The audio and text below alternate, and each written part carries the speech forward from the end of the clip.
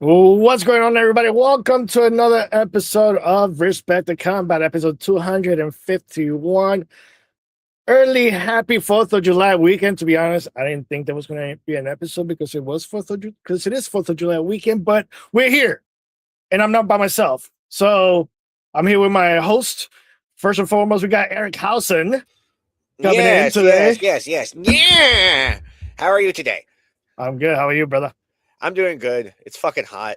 It's disrespectfully hot. It's very fucking hot, uh, but we're not alone. We also have Donese with us today. Donese, how we doing? The half is back, baby. But yeah, you'll find out why I actually hate Eric's PFP right now. Granted, yes, I love Danhausen. We'll get to that when we talk about Night of Champions. You will respect the Danhausen. No, here's the thing. We will talk about it when we get to Night of Champions. It was his because I daughter's agree with birthday. Salty You will show Zach. respect to the Danhausen. It was the daughter's birthday yesterday. You will show respect to the Danhausen or you will be cursed.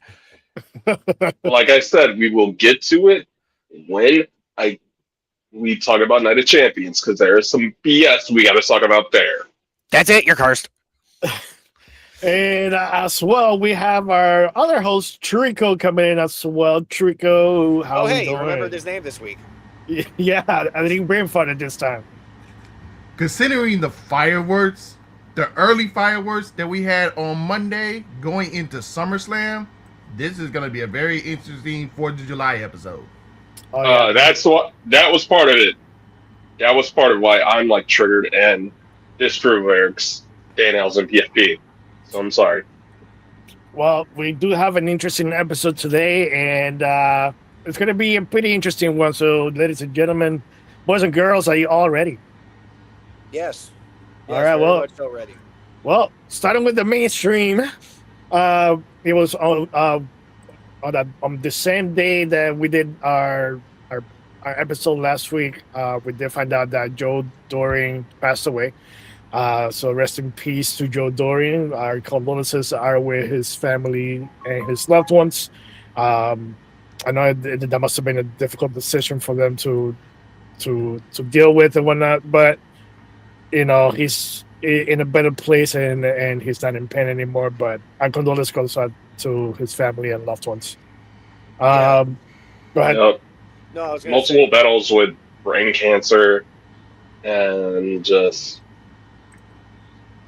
early 40s is crazy. Oh, Yeah. 100%. For sure, for sure. I was going to say he was only 44 years old passing away, and it's very sad. He honestly still had a lot of fight in him.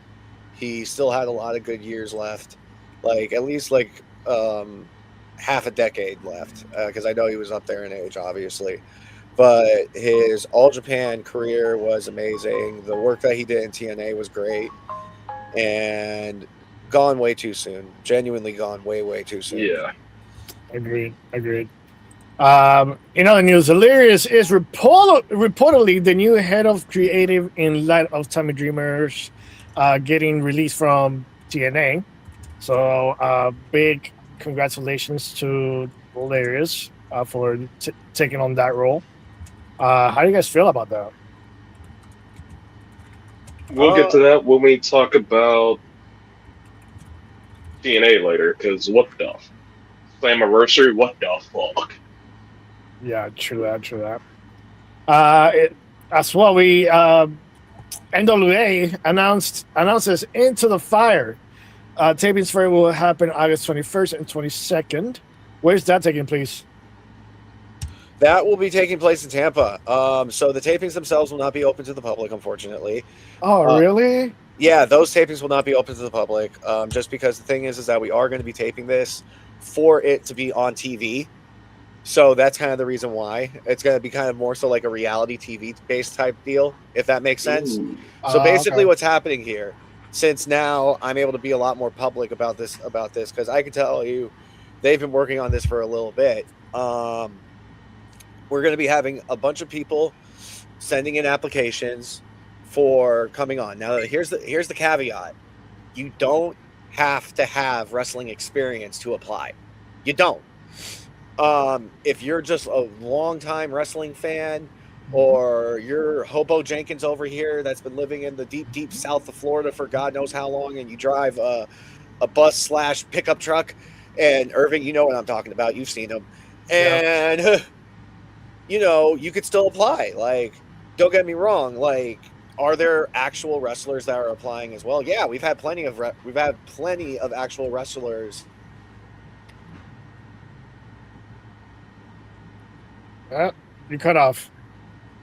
Again. Oh, hello. You're back. You're back.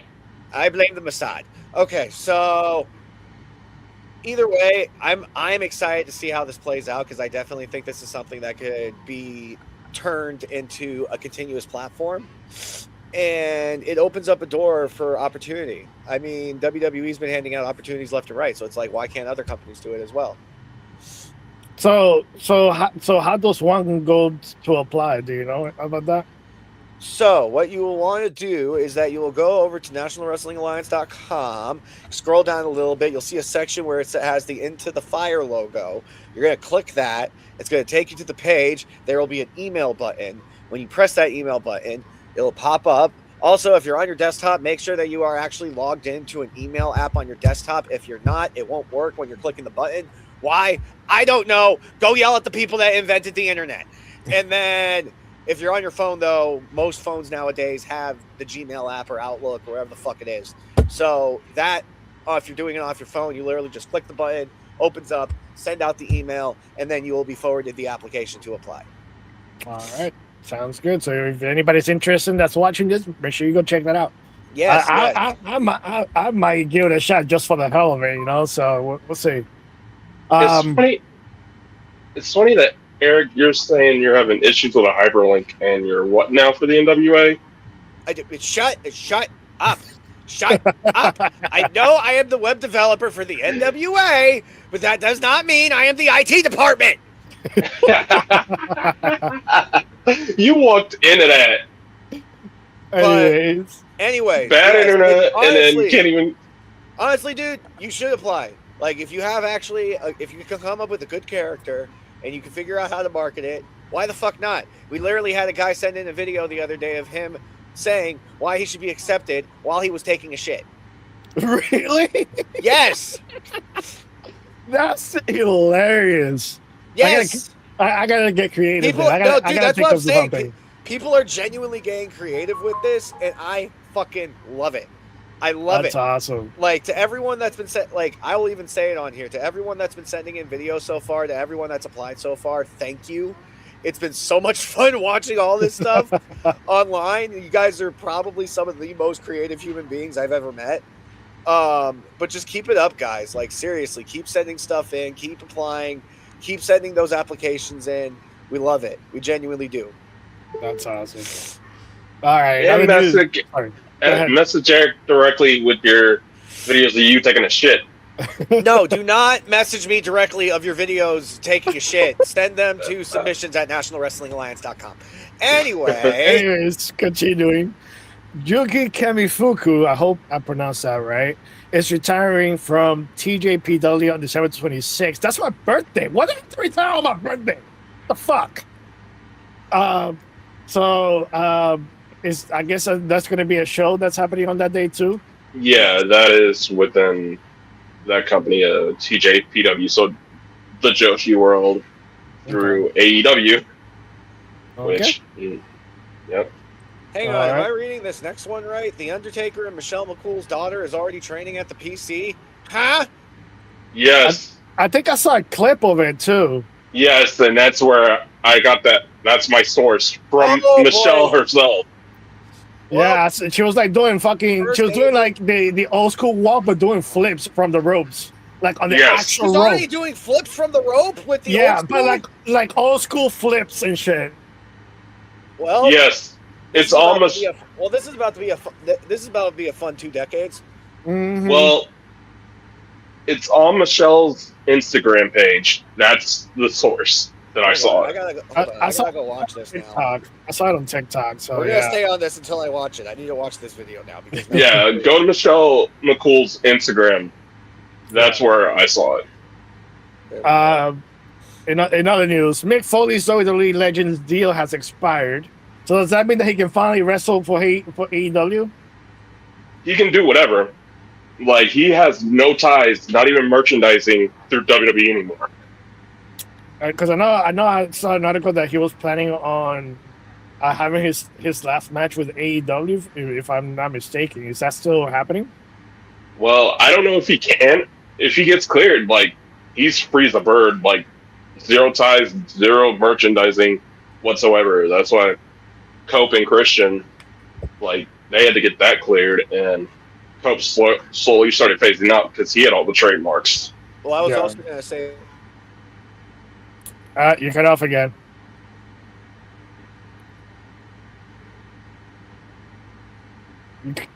You cut off again.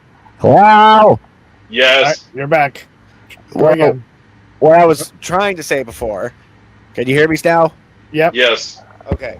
What I was trying to say before is I was also reading reports that he realized that there were still a lot of people on the roster that he wanted to have matches with. Okay. And that's another reason why he pushed back his retirement. All right. Well, hopefully we'll see a few more matches out of him. I mean, if of course he gets cleared. Yeah. Yeah, that's the big thing. Like, at his age, with as banged up as he was, even in TNA, I don't know. Yeah. Yeah. Only time will tell, unfortunately. Yeah. Yep. Netflix is blurring out blood on WWE replays per WWE themselves. What the fuck is up with that? Okay. Here, So, hold on. and people This is thought the I perfect was. time for- Wait, this is the perfect time for this. They don't know what the fuck they're doing. Do you understand that? That clip got muted, by the way. What? They Why? don't know what the fuck they're doing. Do you understand that? Oh, it says it says Mike got muted. Okay. But, yeah, it wasn't ESPN. It wasn't Netflix. The clip is shown in its entirety in the replay on ESPN. And this is the first Night of Champions snafu, because when Braun got busted open for the rest of the match, they blurred out his face. And apparently it was a WWE call to blur out Braun Breaker's face. I mean, after all this time, why all of a sudden it had to be now? I mean, how many times have we seen fucking people bleed in matches? Why all of a To sudden that we just level. get to make why all of a sudden? I mean, if you look at CM Punk and Drew McIntyre's match, CM Punk was way more bloody than Braun Breaker was. You know, so Yep. why is it that all of a sudden you have to blur out Braun Breaker? You know, so it makes no fucking sense. But Yeah. whatever. That's on the Netflix replays exclusively, but ESPN, it is uncensored, Yeah, which is crazy. it's stupid. Yeah. Recording of Ari Emanuel trying to help Vince McMahon back in 2022 released this week, and I actually just heard those clips or whatnot, and I was actually reading into this too. And it's crazy because like there were so many bidders that were interested in buying WWE, including Tony Khan, who was the lowest bidder out of everybody else. I don't know the exact amount. I didn't look up how much he bid, but Tony Khan was actually one of the bidders for that. And I think the highest bidder was Endeavor's rival, which was I think it was Liberty or something like that. I can't remember. Yeah. Yeah. And but in the recording, you can literally hear Ari literally is trying to find a loophole to help Vince with his legal troubles that were about to be serviced around that time with Janelle Grant and all that shit. So I don't know. I feel kind of iffy about that situation, man, because like it kind of like if it was me, if I was the owner of WWE and all that, I don't care what kind of legal troubles I'm in or whatever or whatnot. I would sell to the highest bidder, you know, and the moment all those the legal troubles started coming up and all that, eventually I would just step away completely. But the fact that Ari Emanuel tried to find a loophole to try to get him out of it, just to get involved with WWE and merge WWE and TKO together, and UFC together to form TKO, it feels kind of sketchy in my opinion. Kinda, It's Huh? like kinda. there are things that we are not at liberty to say on how crazy the business practices have been. We're just going to leave it at that. But yeah, this doesn't surprise me.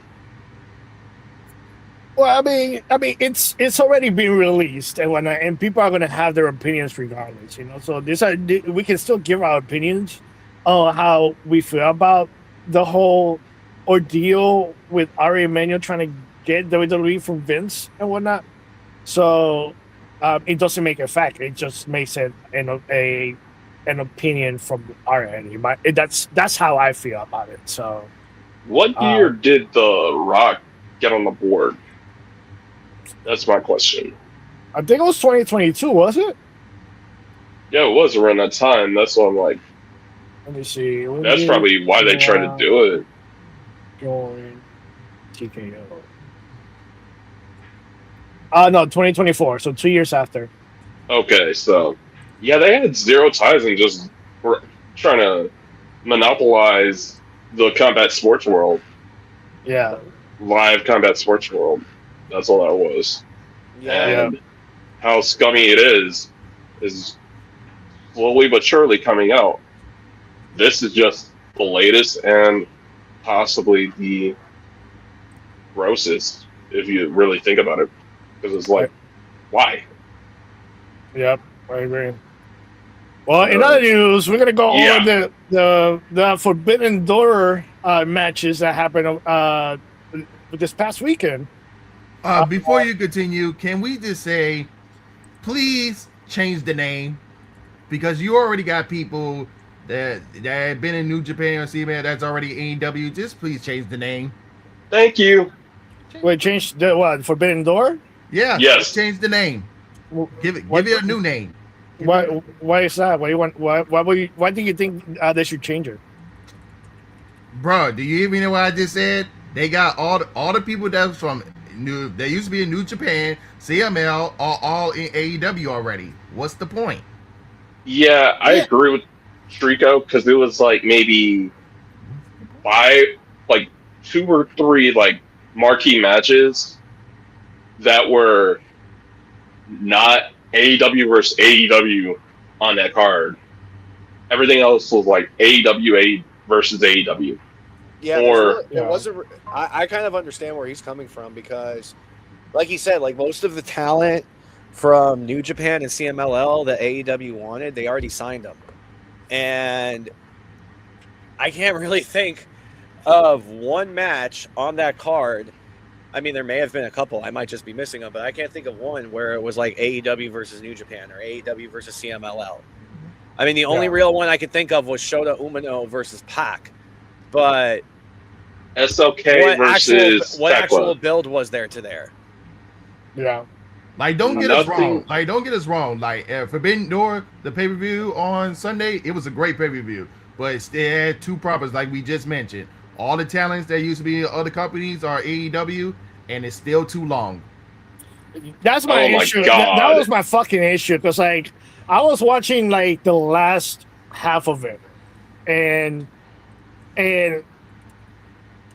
all of a sudden I think once the main event started and all that, I fell asleep like maybe like 5-10 minutes into the match, and I woke up like maybe like the last 10 minutes of the match to seeing fucking Ospreay win, and yeah, it was in San Francisco, so they're in fucking West Coast time or whatever or whatnot. But like, bruh, that shit was just fucking long, bro. Like, I don't want to be up until 1 o'clock in the morning to watching a fucking Thank AEW you. event, you know? Like, Let alone on a Sunday. exactly, especially when I have to work on Monday, you know. So, like, I mean, don't get me wrong, the matches were great. I saw some of the highlights of the matches that I missed and everything, you know. But it was just too long, and I was already like tired and ready to go to sleep and everything, you know. So like, luckily, I was able to wake up to catch the last bit of Ospreay and Strickland, but but they need to at least at least midnight is a decent time to win. At least mid, but 1 o'clock in the morning is it's too much. It's too much. Right. So And there were some matches that didn't need to happen on a card. they didn't even need to last long either. So but anyways, we're gonna go over the results. Drilla Maloney defeated Daniel Garcia. Micah defeated Sky Blue for the TBS Championship Survival of the Fittest qualifying match. Divine Dominion, Megan Bain, and Lena Cross defeated Thunder Rosa and Olympia for the AEW World Tag for the women's tag team titles. The Young Bucks defeated El Sky team of Mystico and Mascara Dorada and Unbound Co of Shingo, Tagaji, and Titan in a three-way tag team match. Kenny Omega defeated Zack Sabre Jr., and I know that was a great match, but I think that should have been a little bit shorter, in my opinion. John Moxley defeated Bandido for the AEW Continental Championship. Shota Umino defeated Pac. That was for the IWGP Global Heavyweight Champion. Tekla defeated Starlight Kid for the Women's World Championship, and at the end of the match, she decided to take off her mask and mock Starlight Kid and, of course, the president of Stardom. Cope and Cage defeated the Dogs with the help of Jay White coming out and doing the Blade Runner. What's it? Blade Runner? What's it called? Yeah, Blade Runner after 14 months away. Yeah, after being 14 months away, that was actually pretty cool to see. And whatnot, because I mean, seeing the gang, the Bang Bang gang come out, and then seeing Ace Austin with them and whatnot, then all of a sudden you hear the schling. I was like, Jay White, and then you see Jay White in the ring. That was pretty cool. I'm not gonna lie, I kind of smile out. Yeah, that was probably a moment of the. I was gonna say I did like how they did that. That crowd went crazy when Jay White came out. So, But it did kind of bury the ref with how long he was out. Yeah, that is true. Mercedes Moné defeated Maya World for the women's Owen Hart Cup final, which we already knew that was going to happen, and that match should have been shorter too. I mean, you're not going to shorten a Mercedes Moné match, and Maya World now has, I want to say, the second longest match with Mercedes of her AEW run. Yeah. The first is still one of the ones with Stat. Yep. Which was still about 25 minutes. But Yeah. I do agree to get to your point, because that was my issue with this entire card and the entire Forbidden Door concept. Because really interpromotional matches through AEW and TNA in general, it makes the results way too predictable when it comes to title matches. Yeah, I agree. In a Death Doors match, Is that which what was that fucking thing is called? Now? I Death guess Doors? that's what it is. That's what it says on here. That's what I'm reading. So that's what they called it, I guess. But it was a Yeah, they did. I'm not gonna lie. Yeah. That concept of the cage match was actually pretty cool in my opinion. I mean, the It was- cage. I mean, yeah, the cage is pretty fucking cool. But why Death Doors? I don't know. But it was That is the gayest shit I have ever heard, and I'm half gay. It was a great match, especially having Leo Rush come out and everything. Oh, that was funny. That was funny how he just Kyle, crawled out of the fucking bag. Kyle O'Reilly coming out with a fucking Nintendo and smashing somebody in the head with it. That shit was fucking awesome. I'm not gonna lie. And of course, Tim Briscoe defeated Team DC MJF, and that was after the fact that Andrade betrayed MJF and Don Callis and showed a shirt that says "fuck MJF" and "fuck Don Callis." And But Irving, how you know? how to know what? How you know? How I know what? Shut Move up. on. Shut up. Anyways, that was a great match. I mean, it was bloody and everything. Fucking the spots were great and whatnot. Crazy as hell, you know. I gotta give it to Darby Allin because Darby Allin jumping off that cage and landing on those guys, it was fucking great. And then that one guy, what was it, Kevin Knight? Fucking Yeah, getting that too exploded. deserves all the shout out with Yeah, that spot. Kevin Knight had, I guess, a back exploded in his face and he fell down through tables and shit. That was great. I gotta give him. I gotta give that whole match. I gotta give it an A plus because that was great. And then What the jackass were they thinking putting that match together? I don't know, but whoever it was, they did great. They did great. I'll say this: that was a really good match. It was a really good match. And then finally, I do think they needed like 5-10 minutes shaved off it though. yeah, I agree. I'm not gonna lie. But even though it was so great. And then finally, for the final match, it's Will Ospreay defeated Swerve Strickland for the Men's Owen Hart Cup final. And he'll be receiving a AEW World Championship match at All In. And that was one hell of a match. I mean, even though I had to like rewatch the whole match the next day because I didn't get to watch the full match, but I know towards the end it was just crazy because I was not expecting the ending the way that it ended, and those guys did hell. And I mean, what did you guys think about the whole show? Other than being too fucking long, I do think blood in moderation.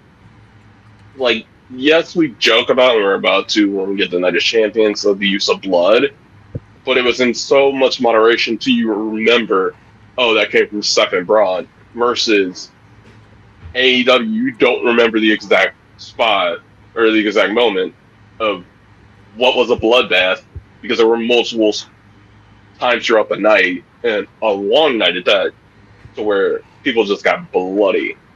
Yeah, but I mean, we also gotta understand AEW is not like WWE. They pretty much can do whatever the hell they want, you know. So they're not trying to televise the show to the PG audience like WWE is. So so they're like the outlaws of the wrestling industry, in my opinion. So so we are going to expect a lot more bloodbath in AEW more than what you see in WWE. Even though I agree with you, I do think less is more, just so stuff is like more memorable. Yeah, for sure, Down for the sure, line. for sure. Versus like, oh, everything has to be as long as we're talking, or everything has to result in a bloodbath. Like, stuff gets watered down over time, and I do think the impact of Ospreay versus Swerve got watered down by the match that preceded it, with got turned into Jackass. Or as we'll get to the rest of those highlights from Forbidden Door, Briscoe lost the world title shot, unfortunately, and Hikaru Shida being the new TDS champion based off survival of the fittest, which, yeah, we kind of saw those coming. And then, of course, Kenny's getting the title shot next week, which, what? Yep. Well, I thought that was going to be the redemption match, but whatever. Yeah, true. But the question is how it's gonna end at Beach Break, because is it if Kenny loses the title that he can't challenge her, or is it if he loses to MJF? Because either way it goes, we could see a rematch at Redemption. And here's what I'm thinking: Mick Foley as the special guest referee. My question is, why are we doing this stipulation for a third time? Because we saw what it did to Cody. We're seeing what it does with Hangman right now. Do you need it with Kenny as well? With Kenny's, like, Well, 50-50 technically, it happened to the Butts, and they won the tag team title match at that time. I'm saying with those that lost, so not those that won. That's why I didn't include the Bucks. But if you do, that would make it the fourth time. And even, I think it was Nick that said it. why are we doing this again? Yep, I agree. Because it like pigeonholes and stifles the booking of one of your top acts. And with Cody, it's just like, I can go for the world title. I guess I'll just make a vortex around the TNT title. Yep. And that is it for the Forbidden Door match results. Now we're gonna go to Night of Champions. Ova Femi defeated Jey Uso for the King of the Ring tournament final. And Thank God. And Not thank God. What the fuck? let me actually. I actually We'll want to get go. to that part. We'll get to that part in a minute. Let me actually go off on this because I think we should go off on this right now. To be honest, Yes. because what the fuck is WWE doing? Thank you. You know, because me personally, if I would have been the writer, the way I would have wrote this was have Brock Lesnar come out, interfere, make Oba Femi lose, which would lead to Brock Lesnar versus Oba at SummerSlam in a Hell in a Cell, and then Jey Uso could face whoever he wanted, you know. But now, because Oba Femi won, Monday Night Raw comes, and Brock Lesnar comes out and attacks Oba Femi with a low blow and gets him an F5, and now Oba Femi holds on to his title shot to go face fucking Brock Lesnar at SummerSlam. Like, No, like, what's- Okay. like what is the point of having a King of the Ring tournament to get a title shot at SummerSlam if they're gonna use that title shot like a Money in the Bank briefcase? Okay, here's the thing, and I will sum this up right now. The end of the night should have been if Seth won that four-way instead of Javon. Yes, you could have beat either of the other two in the match, but Seth got the pin, not Javon. Went on and won his side of the bracket. You could have the Brock moment at the Night of Champions, and then Seth goes on to do what he did anyway. Confirm he's going after Roman, because you weren't going to do the other, because you're saving that for, I don't know, Chicago Monday, after Cody wins the title of freaking again. No, it should have been Seth they brought in the finals at the beginning and no steel cage match. Yeah, That would have worked too. But then what they did with the Vision, R.I.P. yeah. But anyways, continuing on, Io Sky defeated Liv Morgan, but for the Queen of the Ring tournament final, Thank God. she'll be received a title match for the Women's World Championship, and she decided to challenge Liv Morgan on that same night, letting her know that she was going to come after her. So big congrats to Io Sky for that. She well deserved. So I look forward to seeing that match at SummerSlam. I gotta go off on this as well, because why are we doing a rematch? Like, why was Liv in there in the first place? Just so we can get a rematch and have your world champion get beat. And also, this is where, and I gotta agree with Santi's that Danhausen is gonna overstay his welcome, because the worst thing about it, do y'all think WWE is about to use Danhausen as a crutch to cover up their bad booking? He's already on the cover of the upcoming Saturday's Main Event in New York. To cover up their bad booking, because they literally covered up Liv was about to get beat by having her get cursed, and the entire Judgment Day storyline is about to be set up by Danhausen cursing every member of the Judgment Day, because Raquel's next, and that's gonna fumble the women's IC title picture. Yep, I agree. In other news, Seth Rollins defeated Braun Breaker in a steel cage match, which it looks like which now it looks like it's finally put to rest. No more Vision and Seth Rollins, so now Seth Rollins is going to be challenging, of course, Roman Reigns at SummerSlam for the world title. Trick William, accompanied by Lil Yachty, defeated Ricky Saints for the United States Championship. Tiffany Stratton defeated Jade Cargill for the Women's United States Championship, and Sami Zayn finally wins the world a WWE Championship after he defeated Cody Rhodes and Gunther, which, in my opinion, he should have gotten that opportunity a long time ago. But we already are speculating that he's gonna lose on a Monday to Cody Rhodes, so that shit is fucking stupid, in my opinion, if they actually do that. Because what's the point of him winning the fucking title just to lose it right back to fucking Cody? But your thoughts on that, guys? When is going to be Minneapolis or SummerSlam? Because you remember Punk saying when Punk and Cody had their last confrontation, the last night Punk was there, which was the night after Mania, Cody said, just say when. Punk's going to come out in Chicago, SummerSlam, after Cody pulls a John Cena on Rey Mysterio. In this case, Sami Zayn. Yeah. And that is it for Night of Champions. Now we're gonna go over the Great American Bash results, and that happened at the Performance Center, which I wish I would have known that it was gonna be there because I would have went. But, anyways, Tony D'Angelo defeated Naraku for the NXT Championship, which personally I felt like Naraku should have gotten that defeat, but I don't know what NXT is doing over there, but whatever. Zarya defeated Tatum Paxley to retain the Women's North American Championship. Shiloh Hill defeated Tristan Angels.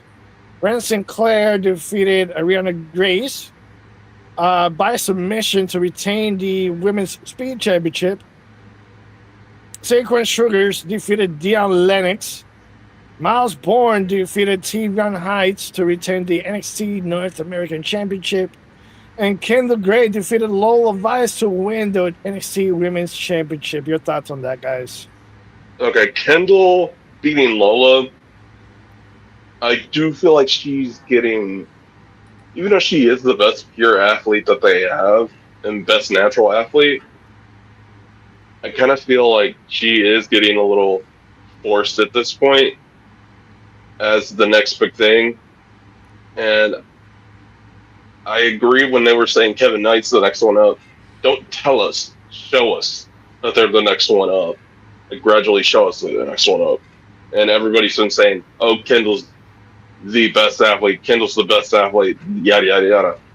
And getting 3 title shots in a year and finally winning it, you're just like, huh? Naraku losing his second match, I don't think he needed to be in that position to get it. I think it should have been Mason Rook because he's already he's having matches regularly on NXT, got his character over, started with Tony's head, so it would have made sense, and yet they made him, and yet I don't know why WWE Creative wants every Japanese wrestler to randomly spray mist, Japanese heel, to end up spraying mist and coming off a certain like stereotype. Because Naraku did that, and I'm just like, here we go again. Yeah, I kind of feel like Shinsuke all over again. Shinsuke and Asuka. Yeah, well, I mean, but Asuka had it for like the longest. Yeah. But I mean, it's whatever, you know. And then they bust up it was like a fireball and the mist. I'm like, come on, y'all. Can we not go with Japanese wrestling tropes from America for one character? Nope, we gotta somehow market this to our viewers. I agree. Now we're gonna go over the Slammiversary results. Elena Black defeated Indy Hartwell and Marsha Day in a triple threat. Ricky's also defeated Eric Young, which I think that was Eric Young last match, was it? Yes, because he requested and was granted his release a day or so after, which Eric's Goldstein's reaction was kind of mine too, because it was just out of nowhere. But he is reportedly going back to WWE to fulfill a Sean Spears role over there, with just being a player coach in NXT, Okay. from what I've been reading. In an Ultimate X match for the TNA X Division Championship, Cedric Alexander retained after defeating Amazing Red, Fabian Egner, Frankie Kazarian, Casey Navarro, Leon Slater, and Mr. Elegance. I feel like that match was a little too short. Only 10 minutes and 30 seconds. I think it should have been at least 15, in my opinion. I kind of, if any match deserved to be 15, I would say that one, just because of the added element of like showing the struggle of climbing the structure to get to the center for the title, Exactly. and the fact that it's one of TNA's big signature matches. So yeah, Exactly. Elijah defeated AJ Francis, accompanied by Expressions, which he basically gets to keep his name, likeness, and music catalog. Demon X Bunny, Rosemary, and Ali defeated the Elegance brand to become the TNA Knockouts World Tag Team Champions. let's see how long they actually defend him for.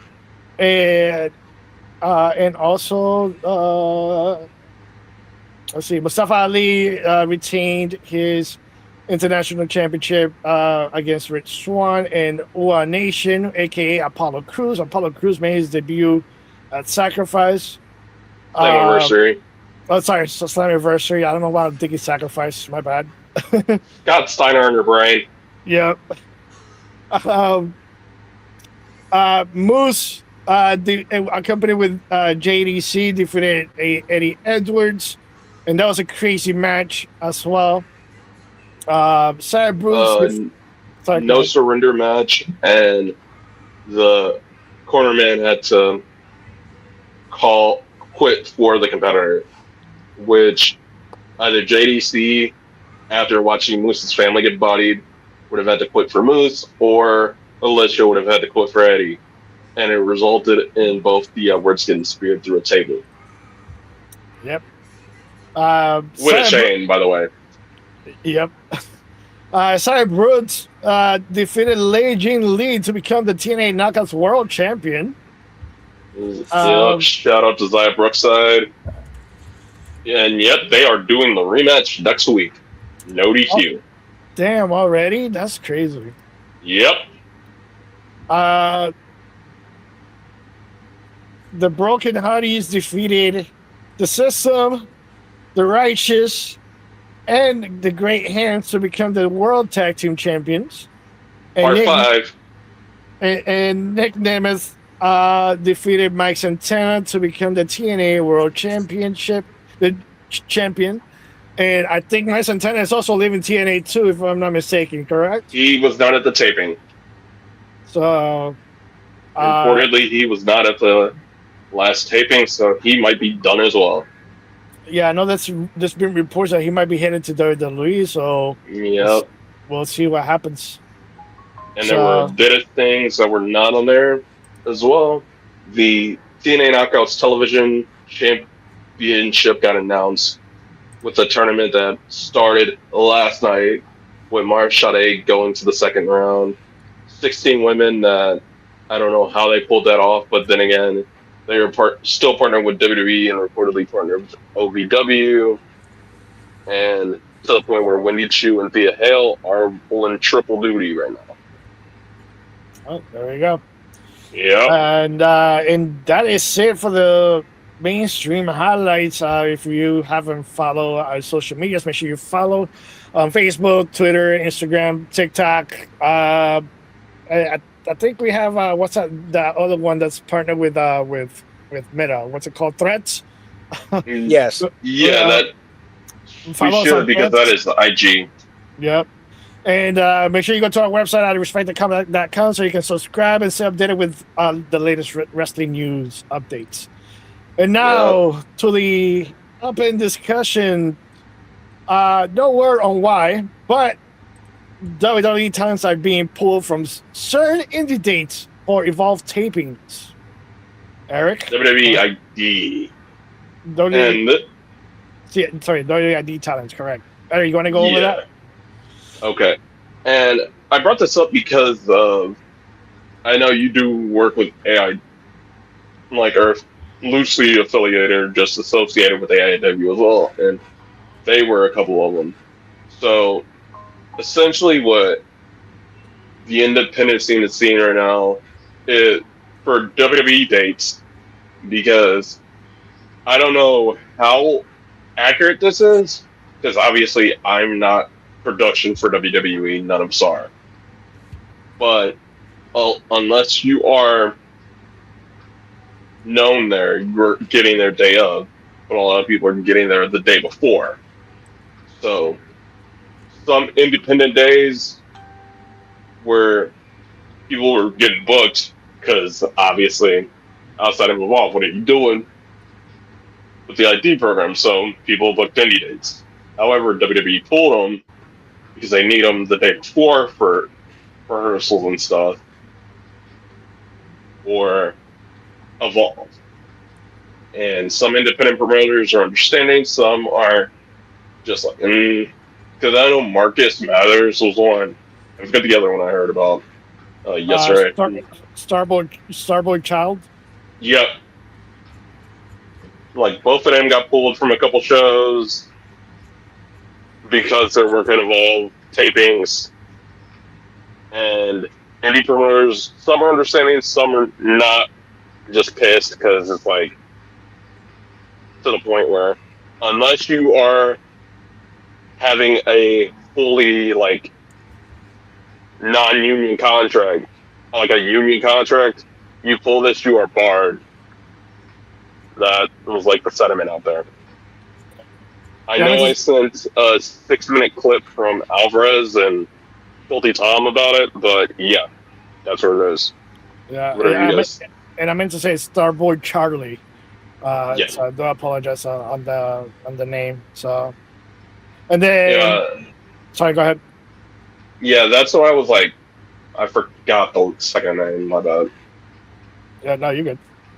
And then WWE has announced 2 PLEs on the same day as AEW All In, and I kind of want to go off on this a little bit because they did the same thing for Forbidden Door, where they had Great American Bash, and Great American Bash pulled a 0.07 in their ratings.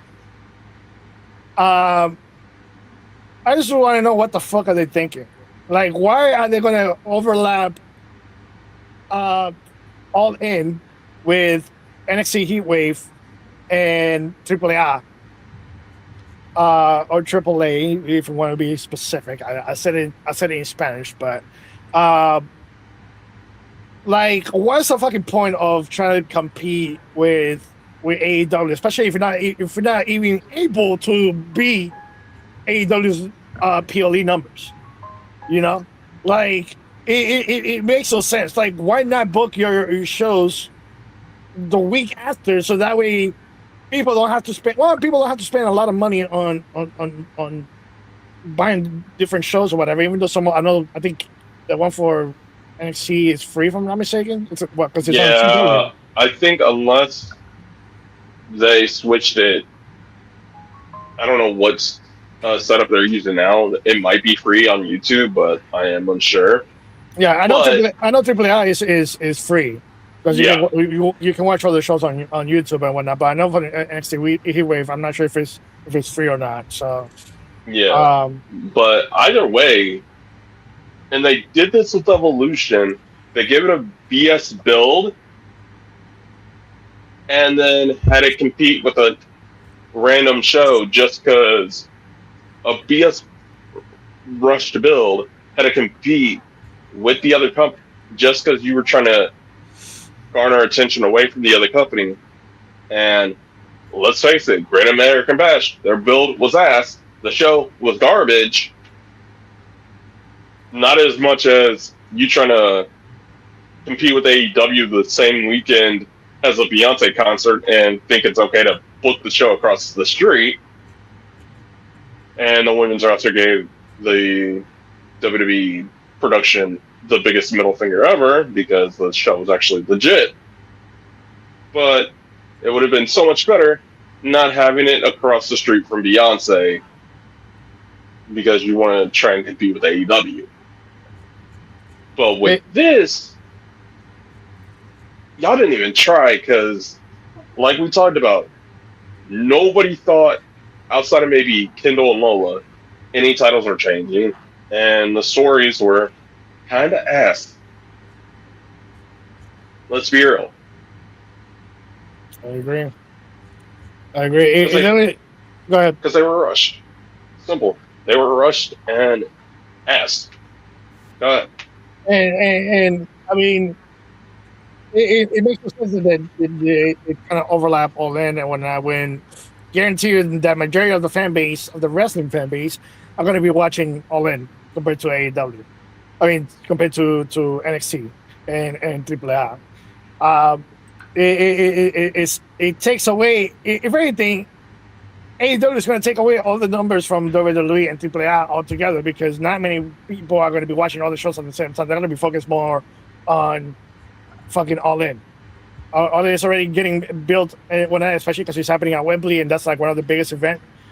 So it makes no sense that WWE and TKO are pulling this bullshit to try to compete with AEW when we already know they're probably going to end up failing again, just like they fell with Great American Bash. So the only thing that might save it is because All In is going to be early in the day compared to. It's overlapping. Which one is? NXT Heatwave. Oh, God. It's overlapping. They're both starting at 3 p.m. Just to get the Triple Mania in. Mm-hmm. Oh, God. And I know Triple Mania is going to have a good build. I don't know about Heatwave. Well, but the thing about it is with AAA, there's really not a great viewership because not many people really watch AAA, other than the people that one because it's on YouTube, and not many people internationally don't watch it, other than like people in the United States and maybe Canada and whatnot, and maybe South of America watches it, right? But like, you know how people from the UK probably don't watch it and whatnot, and whatever other countries there is, because I'm not going to go through all that, but they don't really pull as big numbers as NXT, as a regular NXT episode. I'll say, they might pull maybe like at least if it's a good show, at least 300,000 viewers, so. And that's on a good day. So the fact that they're trying to pull that with All In is crazy. And I'll say this, normally I'll be talking shit about Tony Khan because I ended up seeing the press conference after Forbidden Door, and Tony Khan, when they asked him how he felt about the announcement, and when he took it as a professional, he wasn't talking shit. He was just pretty much like chill, laid back. He's like, yeah, we're still gonna deliver our best show as much as we can and whatnot, and hopes that we can pull some great numbers and entertain the fans. Compared to back then, where he would talk shit and be like, oh, we're gonna beat them, blah blah blah blah blah. I'm tired of this fucking shit. I gotta give it to TK. He took that as a professional. He said, we're gonna give the best show that we can to entertain our fans and keep them happy at the end of the day. So I'll give him, a hand for that one, in my opinion. So, and debatably, I know, Eric, you're gonna probably crucify me for this. Maybe Irving as well, but I do think AEW has the most complete women's division right now, and they can easily dip into using the ROH pool whenever.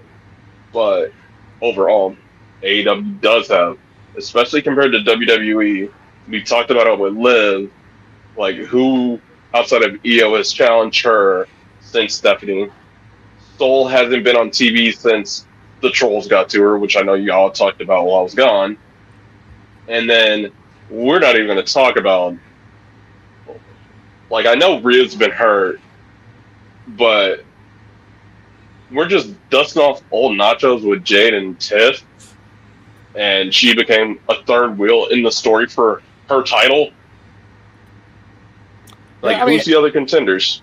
Yeah, I mean, I'll say this. I agree with you on this because at least AEW is using a lot of their women compared to WWE, in which a lot of their women are mostly sitting backstage and whatnot. Yeah. Because they're injured or just they just don't have anything for them, or they're trying to like repackage them into another character or whatever, you know. So I do agree with you on that, and I gotta give it to Tony Khan because at least he is. I feel like AEW has been progressing in producing their shows as of late, and I feel like I feel like their numbers have been increasing from what I've seen.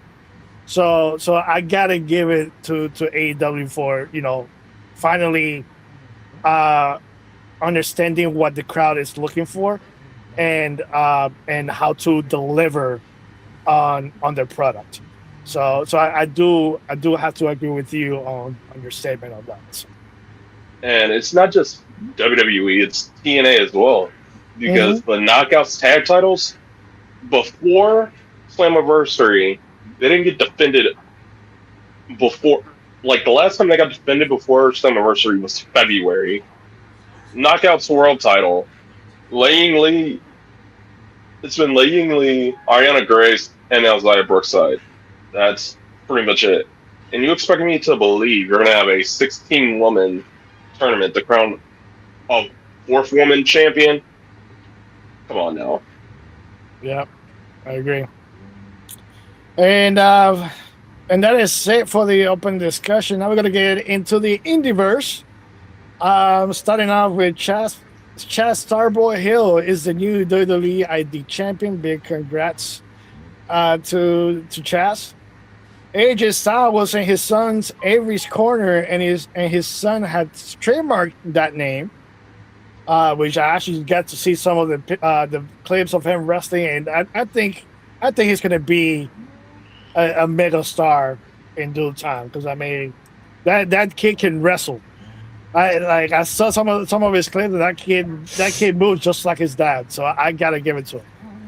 My only thing with Avery is just my thing with every single multi-generational talent, and we talked about this a little bit with Ava. How can you differentiate yourself from your legendary parents?